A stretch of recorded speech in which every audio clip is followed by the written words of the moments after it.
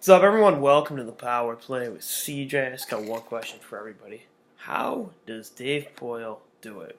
It seems like every time a young player is up for a new contract, Dave Poille finds a way to get them signed, and on top of that, get them signed for less than market value. And we saw this today um, with the Austin Watson extension. 3 years, 3.3 total for a guy that I thought really had some good moments in the playoffs. And, you know, they passed on some really good players to draft him, but you know what? At the end of the day, he's a nice bottom six guy that I think can be an integral part of a championship team. Again, not the player they thought they were getting when they drafted him in the first round of the 2010 draft, but is what it is.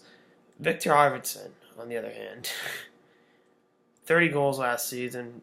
Had his kind of slump in the playoffs, but really, really, really came on strong and was one of the elite young snipers in the game, and the Predators were able to get him locked in for the next 7 years at $4.25 million a year. Put it this way, Dave Bolin signed a contract for $5.5 million a season 2 years ago.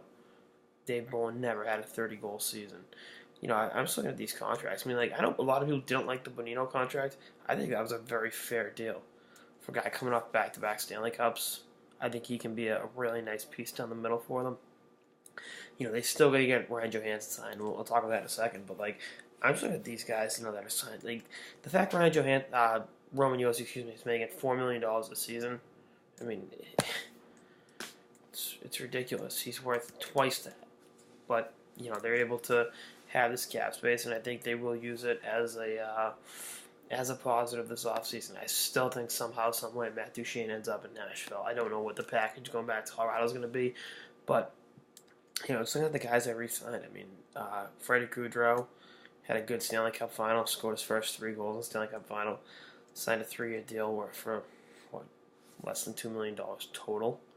They got Scott Hotnell back for $1 million this year. I mean, there's just so much value all over this team, and that's testament to what Dave Poile's done for the almost 20 years he's been in charge of that franchise.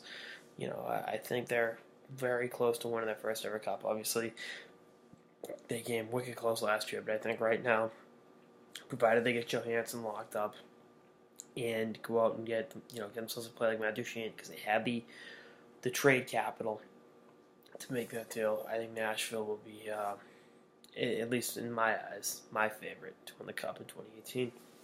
Anyway, that's all I got this episode of the Power Play with CJ. Stay tuned for episodes throughout the season, throughout the off season, and beyond.